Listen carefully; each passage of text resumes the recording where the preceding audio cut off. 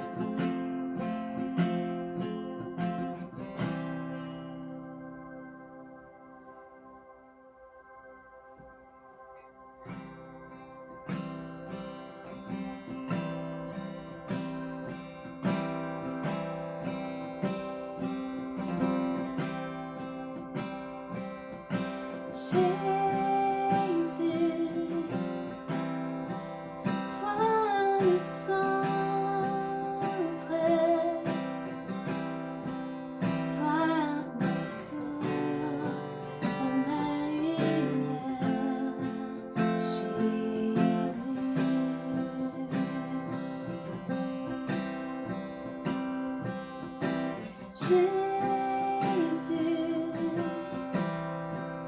sois le centre, sois mon espoir, sois mon chant, Jésus.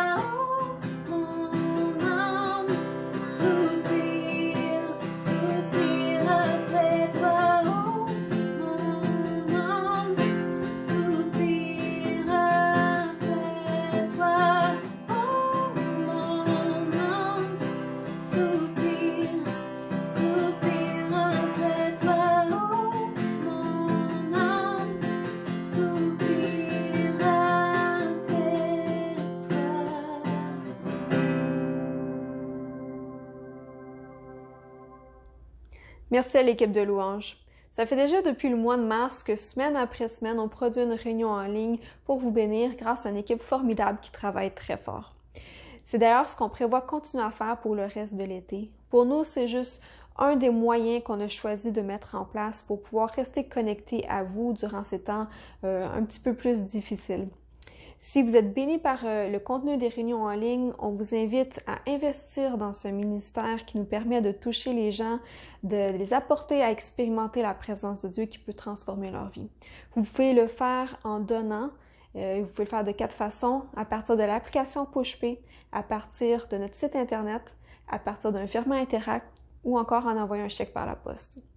C'est tout pour mes annonces aujourd'hui. Je laisse la parole à Pasteur Jerry. Bonjour tout le monde. J'espère que vous êtes en pleine forme. Ces dernières semaines, il était question de fête nationale un peu partout. On vient de passer à la Saint-Jean-Baptiste, la fête des Québécois. Ensuite, le 1er juillet, la fête du Canada. Dans quelques semaines, ça va être la Bastille, 14 juillet, la fête des Français. Le 4 juillet, 4th of July, c'est la fête des Américains. Et même la semaine qui vient de passer, c'est les citoyens de la République tchèque qui ont fêté en grand l'absence de nouveaux cas de COVID-19. C'était toute une fête dans le pays. Traditionnellement, ici en Amérique, quand c'est la fête nationale, oui, il y a des feux d'artifice. Peut-être on va avoir un gros barbecue. On va partir en pique-nique. On va aller à la plage. On va être en famille. Peut-être jouer une partie de balle molle. Aujourd'hui, j'aimerais vous raconter une histoire d'une grande fête qui est dans la Bible. Une grande fête nationale que la Bible dit est une des plus grandes fêtes jamais dans l'histoire d'Israël. Décrit comme un des jours les plus heureux du pays, et c'est après la redécouverte de la loi de Moïse. C'est dans 2 livres différents dans l'Ancien Testament. C'est raconté dans 2 Rois, chapitres 22 et 23, et aussi dans 2 Chroniques, chapitres 34 et 35. Et tout commence par Josias. Josias devient roi à l'âge de 8 ans. Imaginez être instauré roi d'un pays à l'âge de 8 ans. Qu'est-ce que je faisais, moi, à 8 ans? Apprenais à faire de la planche à roulettes. Qu'est-ce que je faisais? Jouer avec des billes. Qu'est-ce que je faisais? Oui, je jouais au baseball. Mais je ne peux pas imaginer diriger un pays à l'âge de 8 ans. Le roi Josias a commencé son règne à cet âge-là. Bien sûr, il y avait des gens autour de lui pour le conseiller. Et la Bible nous dit que Josias vient au pouvoir après son père Amon, qui lui était un fort mauvais roi.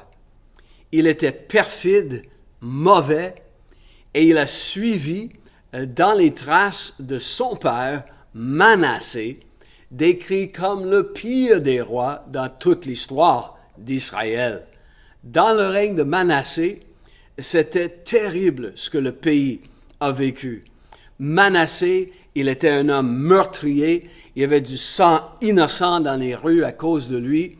Il a offert son propre fils comme sacrifice vivant à des dieux étrangers, à des idoles. Il a établi même des statues et des idoles dans le temple de Salomon. Il a conduit le peuple dans la prostitution institutionnelle. C'était un des pires rois de toute l'histoire, bien sûr dans l'histoire d'Israël. Vient son fils Amon, qui a suivi dans les traces de son père.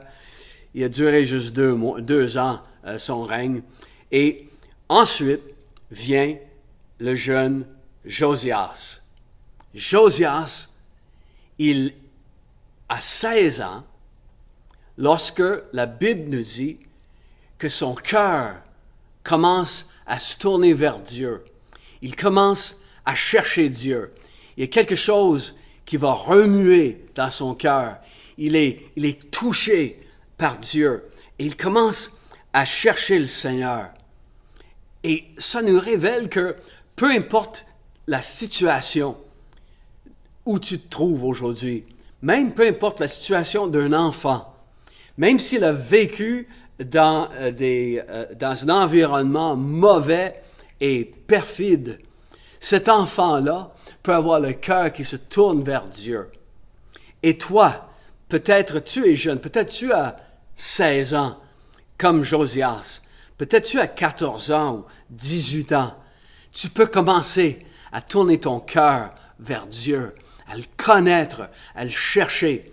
Et l'Esprit de Dieu, je l'appelle à souffler sur ta vie maintenant, afin qu'il soit en dedans de toi un cœur qui est tourné et touché par Dieu. Que tu puisses tourner ta vie vers le Seigneur. Josias commence à faire ça. Et ensuite, intéressé par les choses spirituelles, il commence à investir de l'argent dans son pays pour que son pays découvre les bonnes choses de Dieu. Peut-être pour toi, alors que tu regardes aujourd'hui, tu regardes ce message et le fait que tu regardes aujourd'hui, c'est un petit clin d'œil de Dieu. Il est en train de toucher ta vie. Parce que tout au long de notre vie, il y a des moments où notre cœur est brassé par Dieu, notre cœur est spécialement touché par Dieu. On vit des moments où notre cœur semble plus tendre, plus intéressé à découvrir les choses spirituelles. On est plus alerte au cue de Dieu.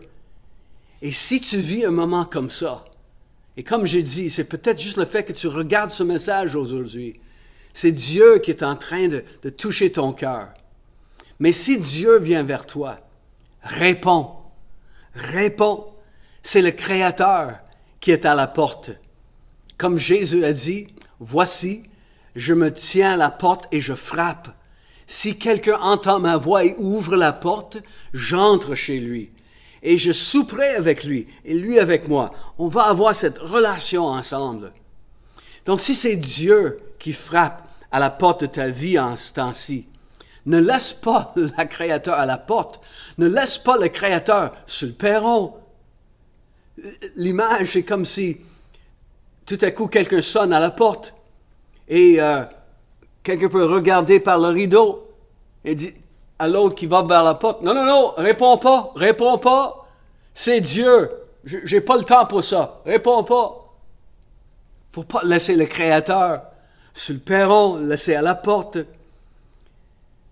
Il est en train de toucher ton cœur, de t'attirer vers lui. Et quand tu lui réponds, c'est toujours bénéfique pour toi. Et ça va être toujours bénéfique pour ceux qui t'entourent. Josias commence à investir dans la vie spirituelle de son peuple.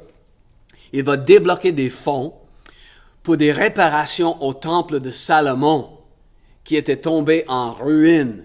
Ça faisait déjà des siècles que le temple était bâti, c'était le centre spirituel en Israël, mais là, depuis le règne de Manassé qui avait régné pendant une cinquantaine d'années et le règne d'Amon et les débuts du règne de Josias, le temple était fermé, le temple était tombé en ruine et n'est-ce pas quand on néglige le côté spirituel de notre vie, c'est pas long que notre vie spirituelle commence à montrer de sérieux signes de déclin. Et pour Josias, il reconnaît le besoin de raviver le côté spirituel en Israël. Et là, il donne le ton. Il est maintenant rendu à l'âge de 20 ans. Tu n'as pas besoin d'avoir 50 ans pour devenir un leader. Tu n'as pas besoin d'avoir 50 ans ou 40 ans ou 60 ans pour devenir un bon leader spirituel dans ta famille, chez tes amis, dans l'Église. là, dans ton entourage, commence par être un leader par l'exemple. Commence à chercher Dieu pour toi-même et je te garantis que tu deviendras un leader que les autres vont écouter. Et alors que Josias avait mandaté des réparations dans le temple, le récit continue, l'histoire continue, on trouve un livre. On trouve un livre, pas n'importe quel livre. On trouve une copie du livre de la loi. Le livre appelé la loi de Moïse, qui avait disparu, que n'était plus consulté, qui n'était plus important dans la vie du pays. L'importance de cette découverte va se voir dans les actions que Josias et toute la nation ont posées par la suite, et on y reviendra. Mais j'aimerais dire que c'est la loi, c'est ce livre de Moïse, appelé la loi de Dieu, qui était le point de contact entre Dieu et son peuple. Vous vous souvenez, Dieu l'avait donné à Moïse sur le mont Sinaï. Une copie même a été placée à l'intérieur de l'Arche de l'Alliance dans le lieu très saint.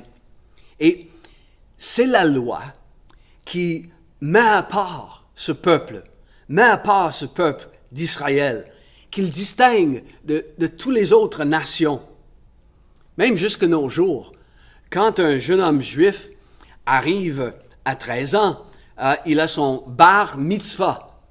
Ça veut dire qu'il devient fils de la loi. Bar, fils, mitzvah, la loi. Il devient fils de la loi. Une fille arrive à sa bat mitzvah. Elle devient fille de la loi. C'est quelque chose qui les met à part vraiment. C'est dans cette loi, dans ce livre de Moïse, que Dieu les établit dans une alliance avec lui. Il traite une alliance, un engagement envers son peuple et le peuple envers lui. Et ils deviennent, le peuple d'Israël devient le peuple de la promesse. Et c'est dans la loi que Dieu établit comment l'approcher, comment le connaître, comment l'adorer en tant que communauté. Et c'est la loi qui est la révélation de Dieu envers eux. Là, par insouciance, ce livre avait été oublié, même perdu. Et Josué, quand on retrouve la loi, il consulte les gens spirituels de son pays et il reçoit une interprétation de ces saintes écritures par la prophétesse Hulda. Et ensuite, il assemble les gens. Il convoque les gens d'un peu partout en Israël de venir. Il les convoque à une réunion solennelle. Et là, les gens devant Josias, ils entendent la lecture de ce livre de la loi et l'interprétation spirituelle donnée pour les circonstances par la prophétesse Hulda. Et Josias va les conduire ensuite dans un moment une cérémonie spéciale où il demande pardon à Dieu pour leur manquement et leur éloignement. Il les conduit dans un renouvellement de leur alliance et leur engagement envers Dieu. Et là, cette cérémonie a été suivie par une grande célébration qui a duré pas un jour, pas 2 jours, pas 3 jours, a duré 7 jours. Pendant une semaine, on a célébré la Pâque comme on l'avait jamais célébré depuis des siècles, la Bible nous dit. C'était la plus grande célébration nationale que les Juifs avaient vue depuis des générations. On a fêté en grand, c'était la joie dans le pays, et tout ça parce qu'on avait retrouvé la parole de Dieu et on avait retrouvé notre engagement envers Dieu à travers la parole. Tout ceci dit, aujourd'hui, je vous invite à retrouver la parole de Dieu. J'invite le Québec à retrouver la parole de Dieu, à retrouver les évangiles et ce sera une célébration. Si tu trouves la parole de Dieu, je te garantis, ce sera une célébration dans ton cœur. Et ça pourrait devenir une célébration dans ton foyer, peut-être même une célébration dans tout le pays. Ah, il faut retrouver la parole de Dieu. Vous savez que Jésus, il est appelé la parole de Dieu, faite chair. Jésus, il est la révélation de Dieu, comme la loi de Moïse l'a été. Mais Jésus, il est la révélation de Dieu envers nous. Nous lisons dans l'évangile de Jean, que la parole était au commencement. Au commencement, la parole était avec Dieu. Au commencement, la parole était Dieu. Et la parole était le créateur de tout. Il n'y a rien de ce qui a été fait qui n'a pas été fait par la parole de Dieu. Et là, au verset 14, nous lisons, « Et la parole a été faite chair. » Dieu est devenu un homme. La parole a été faite chair, elle a habité parmi nous, pleine de grâce et de vérité, et nous avons contemplé sa gloire. L'apôtre Jean dit, une gloire comme la gloire du Fils unique venu du Père. Si on croit que Dieu existe, la grande majorité des Québécois croient que Dieu existe. La grande majorité des gens en Amérique croient que Dieu existe. Si on croit que Dieu existe, si on croit que quelqu'un est derrière cette impressionnante création, ce cosmos merveilleux, alors il y a des questions qui se posent. Si Dieu existe, comment est-il? Comment je peux le connaître? Et qu'est-ce qu'il s'attend de moi? Comment il est? Par la création, il y a une révélation de Dieu, il y a une représentation de comment il est. Dieu nous montre certaines choses par la création. Sa grandeur, son intelligence, sa sagesse, sa toute-puissance, son côté infini. Ensuite, il nous révèle par la parole, par ce qu'on appelle la Bible, il nous révèle des choses par rapport à lui. Et ensuite, il se révèle par la personne de Jésus de Nazareth, la parole faite chair. Et Jésus, il est la représentation physique de Dieu, le parfait, exact représentation de Dieu. Autrement dit, si Dieu était un homme, à quoi ressemblerait-il? Oui, à Jésus. On ne voit pas Dieu le Père. On ne voit pas Dieu le Saint-Esprit, mais on voit Dieu par Dieu le Fils, Jésus-Christ, Fils de Dieu, la parole qui a été faite chair. Des fois, il y a des gens qui disent « Hey, il ressemble à son père. » Oh, c'est la photo de son père. Des fois, c'est pas le meilleur des compliments, à moins que ton père ressemble à Brad Pitt. Mais côté spirituel, de dire que tu ressembles à Dieu le Père, c'est le plus haut des compliments. Et c'est la plus haute des ambitions de vouloir ressembler à Dieu le Père. Mais Jésus ressemblait en toutes choses à son Père. C'est pour ça qu'il a dit à Philippe, « Celui qui m'a vu a vu le Père. » Et que l'apôtre Jean va dire, « Personne n'a jamais vu Dieu, mais le Fils unique qui vit dans le cœur du Père, et il est celui qui l'a fait connaître, qui l'a révélé. » Donc, est-ce que vous voyez, il y a tout un parallèle ici entre cette histoire de l'Ancien Testament et ce qu'on peut trouver en Jésus pour nos vies et pour notre société. Quand le livre de la loi a été retrouvé, c'était la révélation de Dieu à son peuple qui a été redécouverte. Et là, Jésus, qui est la parfaite révélation de Dieu, pour nous, quand on peut le découvrir ou le redécouvrir, la parole de Dieu faite chair, il est le point de contact entre nous et Dieu. Il est la révélation de Dieu pour qu'on sache comment il est. Si on veut savoir comment est Dieu, on n'a qu'à regarder Jésus. Et c'est important pour une raison que je vais mentionner dans un instant. On peut regarder à Jésus et savoir qu'est-ce que Dieu s'attend de moi et comment je peux le connaître. Comment je peux entrer dans une relation avec lui et approfondir cette relation. Comment avoir une communion avec Dieu. Et c'est par Jésus que tu es mis à part. Ah, Jésus dit, sanctifie-les par ta vérité. Ta parole est la vérité.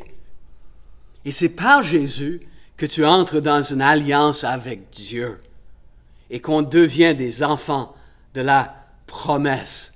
C'est par Jésus, c'est par l'œuvre de la croix qu'on peut s'approcher de Dieu, l'adorer et entretenir cette relation avec lui.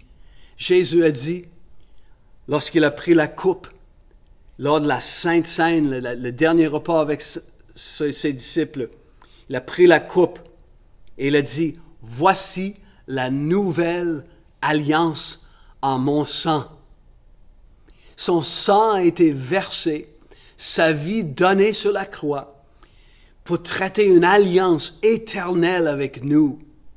Et on entre dans cette alliance quand on place notre foi pour le pardon de nos péchés en Jésus, notre Sauveur. On entre dans une alliance. On découvre une alliance parfaite et éternelle qui ne pourrait être jamais brisée entre Dieu et nous. On découvre tout ça dans la parole faite chair. Et quand tu trouves la parole, quand tu trouves Jésus, la parole faite chair, et quand tu trouves la parole de Dieu, la Bible, les évangiles, wow, tu vas éprouver une grande joie.